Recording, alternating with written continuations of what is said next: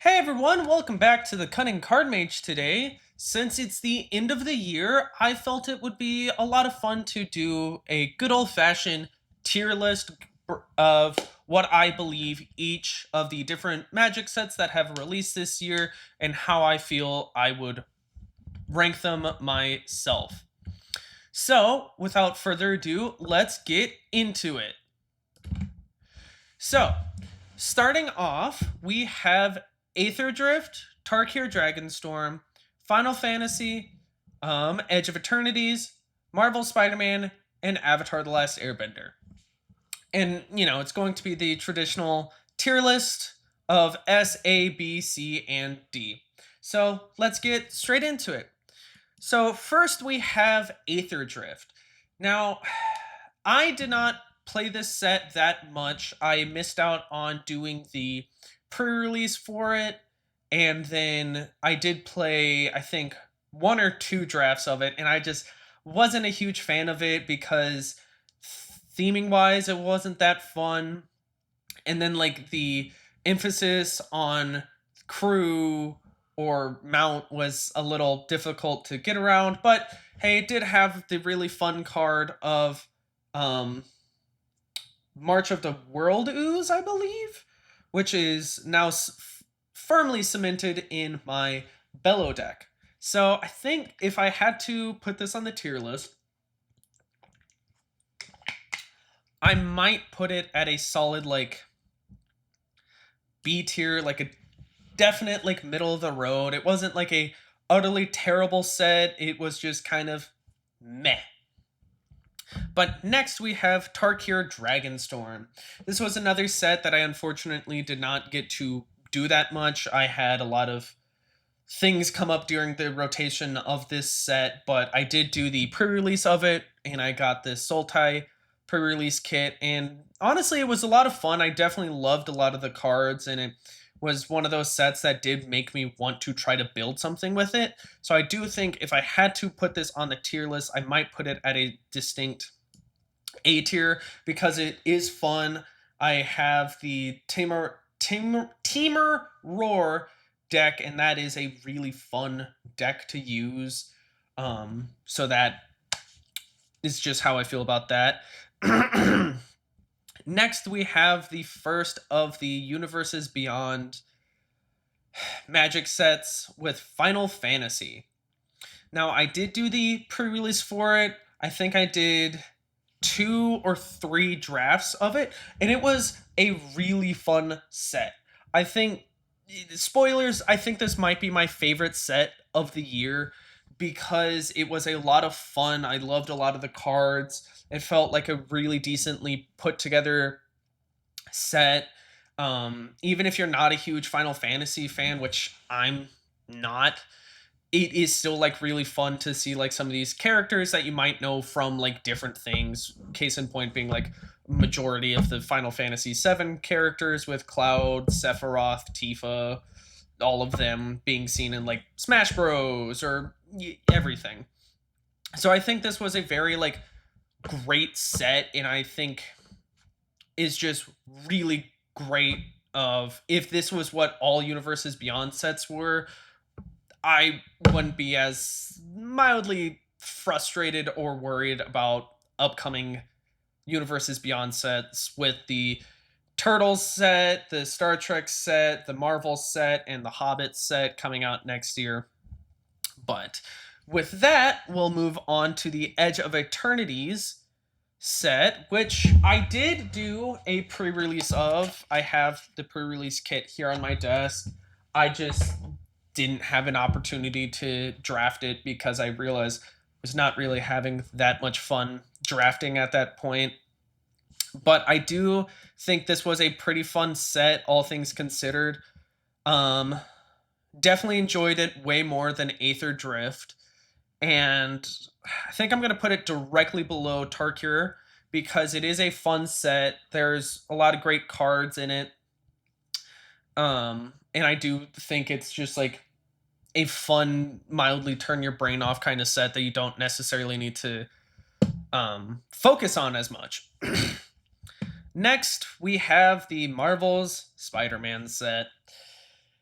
This is a set I feel I've been decently vocal about being mildly frustrated with it, because it was a set I've been looking forward to since they announced that they were going to be doing a Marvel Magic set back in 2022. This was a set that I had a lot of hope for. I bought a lot of product of. I have like a few collector boosters here and there. I bought the scene box, and it's just I'm disappointed in the set because of the pull rates of the bonus sheet, the thing that I really want because I love the bonus sheet cards from the Final Fantasy set, and the fact that they just made that damn near difficult to just pull any of those unless you're getting collector boosters.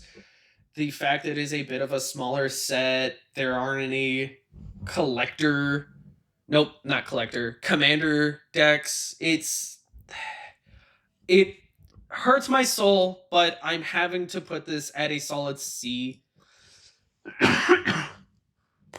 because it is just disappointing. Actually, I might move it down to D because I could see what they wanted to do, and because I feel they did get a lot of backlash of the Assassin's Creed set, that they felt they had to change the way this set was made, and just and here's hoping the Marvel set coming out next year is a lot better. I've seen some of the leaks. I don't like the symbol that they have for the set. That's a pet peeve of mine. But hey, looking at those cards, I'm kind of excited for it. I don't know if those will work decent mechanically wise, but if as long as they have commander decks, I'll be happy, because I did see that there's spoilers, but there are four for the Fantastic Four cards, and they are for like a commander deck, which is kind of exciting for me. And it's like it that is a precon. Ooh, buddy, I'm 100% gonna pick that up because I do love the Fantastic Four ever since the early 2000s live action movie. Even though those are just not great movies, but there's a lot of great things in it. Now, last but certainly not least, we have the Avatar The Last Airbender set. This was a set that honestly I haven't done that much with. I got the collector booster box for it. I haven't done much with it outside of literally just getting the box and doing a pre-release for it, which yeah, I apologize for not making a video about the pre-release. It went fun.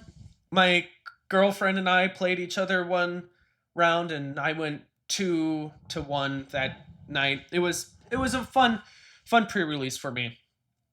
I think it's definitely a better set than the Spider-Man set, hands down, because I love the fun mechanics they added with the different bending things.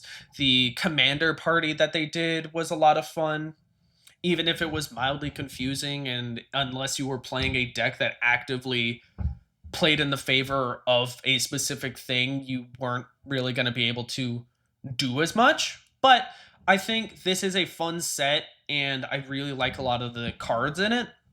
And I hope if this set does well, we get like a secret layer drop of Legend of Korra, because I very much love Korra way more.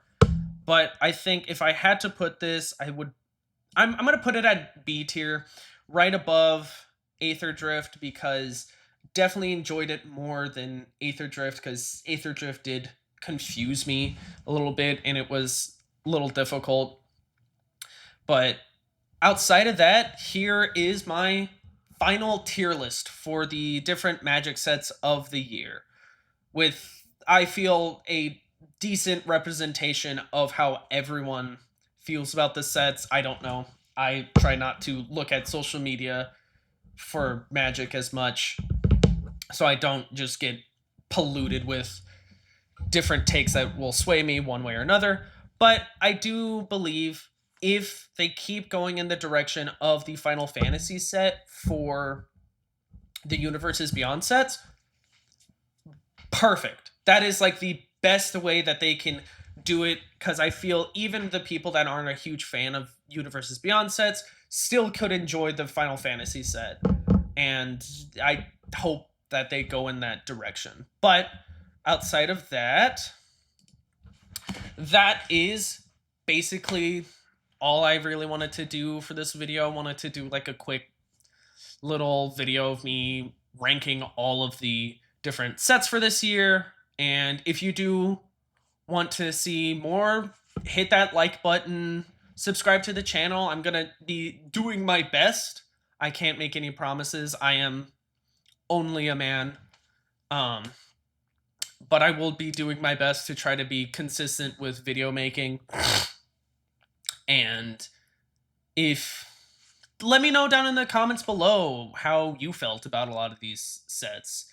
I Am I right in where I rank some things? Am I wrong? Just let me know. It never hurts to get some feedback from y'all. And outside of that, that's basically all I got. Thanks for watching. Bye.